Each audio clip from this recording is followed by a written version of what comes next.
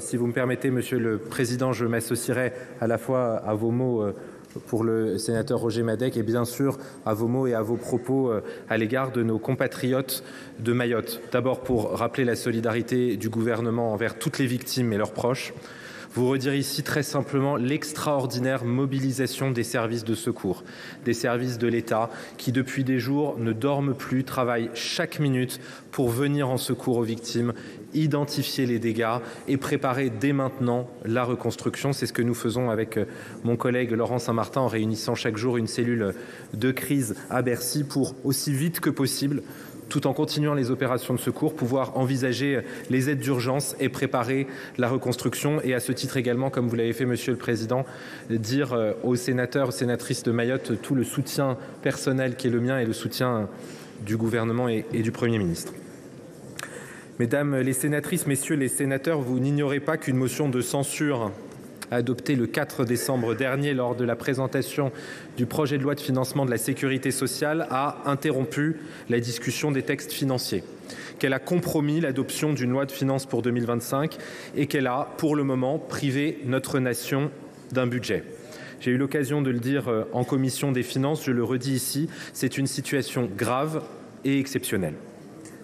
Je ne reviens pas ici sur les nombreux impacts immédiats pour nos compatriotes ultramarins, avec la baisse de la TVA sur les 6 000 produits alimentaires qui n'aura pas lieu au 1er janvier en Martinique et en Guadeloupe, en Nouvelle-Calédonie, avec le prêt d'1 milliard d'euros qui ne pourra pas être accordé faute de garantie votée en loi de finances au 1er janvier.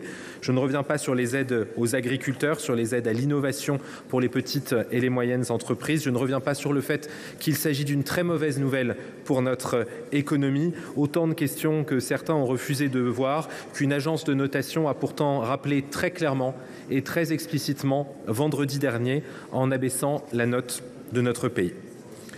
Mesdames les sénatrices, Messieurs les sénateurs, cette loi spéciale que nous vous présentons aujourd'hui avec mon collègue Laurent Saint-Martin n'est pas un budget. Ce n'est pas un budget car ce n'est pas une loi sous-tendue par une prévision de croissance, une prévision de déficit, une prévision d'endettement, bref, un cadre économique et financier qui permet aux acteurs économiques sur l'ensemble de nos territoires de se projeter, d'identifier les opportunités d'investissement, d'identifier les possibilités d'emploi. Ce n'est en aucun cas, je veux le redire ici, un texte qui peut nous faire croire, qui doit nous faire croire que nos déficits ont disparu, que notre dette n'existe plus, qu'il n'y a pas d'urgence budgétaire. Et je sais les travaux, la détermination, la conscience qu'a votre Assemblée de l'urgence budgétaire sur tous ses rangs. Et je veux le redire ici très simplement, notre déficit est toujours là. Notre dette est toujours là, l'urgence budgétaire est toujours là, elle ne fera avec les jours et avec les semaines que s'aggraver et nous devrons collectivement, en responsables politiques, y apporter une réponse.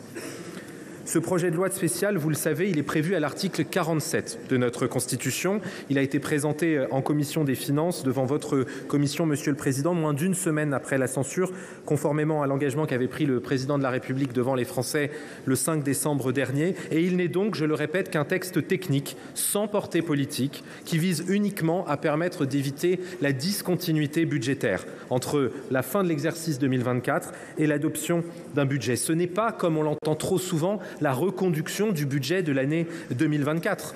La circulaire du Premier ministre le rappelle, l'article 45 de la LOLF le rappelle aussi. Il s'agit d'ouvrir le minimum de crédits nécessaires à la continuité de la vie de la nation et des services publics dans la limite maximale qui est celle du budget de l'année précédente. Et donc en aucun cas nous ne pouvons dire ou nous satisfaire du fait que cette loi permettrait de passer une année.